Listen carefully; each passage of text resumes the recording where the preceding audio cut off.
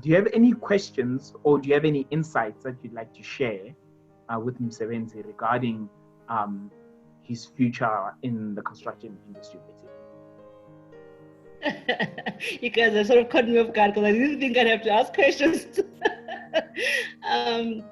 But I think what I would like to ask Msebenzi is what attracts them? What attracts him to the industry? And why does he, a lot of people who join the industry, when I joined, there was a lot of the brain drain to the UK was happening. So when I started construction, a lot of people were packing up and all going to work in London or some upscale place in the UK. And it was the buzz. And I mean, hey, why not? Who doesn't want to earn pounds? So there was a huge drive of people to go out and work.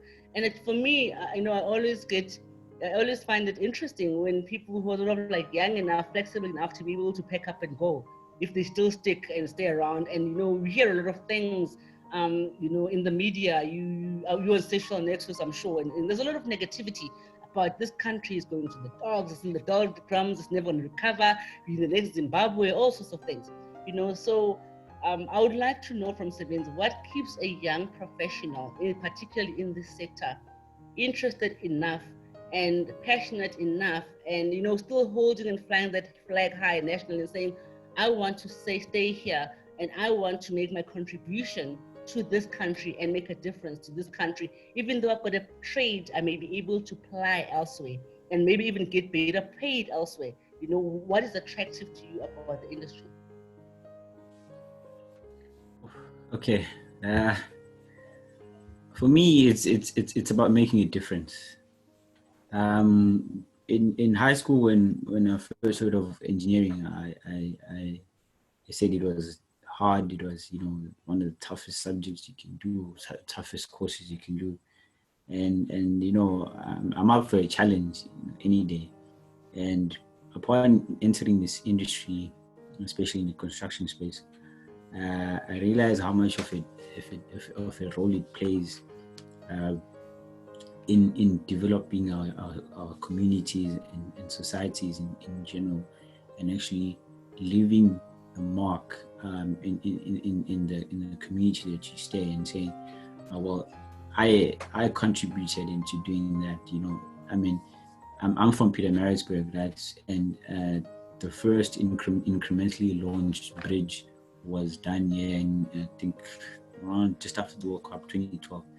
And as a student, like straight out of campus, that's when I was introduced into construction, and I played my part in that. Every time I drive past there, my parents know, hey, I played my part in, constructing that, no matter how small it was at that point. And now we're talking bigger projects, but you don't know, as it's a bigger sense, right? It comes from the government to identify projects. Okay, this community needs to have a bridge here in order for the community to be able to commute from this point to that point safely, and then it trickles down to actually implementation of the project and execution of it. And actually, when you've done it, I mean, all those levels or those sectors involved in actually commissioning the project, at the end of it, you basically at the end of the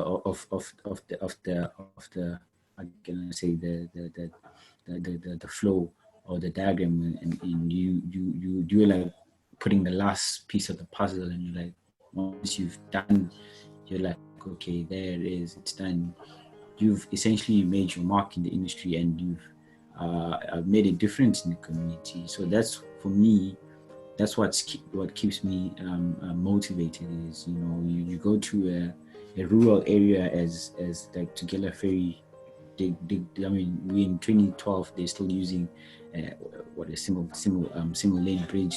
You've given a task to construct a dual carriageway bridge here, and the amount of impact it has on the community is tremendous, because it just improves their lives, from like an economic activity point of view. There's lots more economic activity that can be done just by improving infrastructure in a town or village or wherever. So it plays a vital role, and for me it's about that. Honestly, it's about making a difference and knowing that, right, you know what, I've like after all is said and done, I know I played my part in doing that, and it's made a difference in a lot of people's lives, and for the better. So that's what keeps me motivated and keeps me in this industry, basically.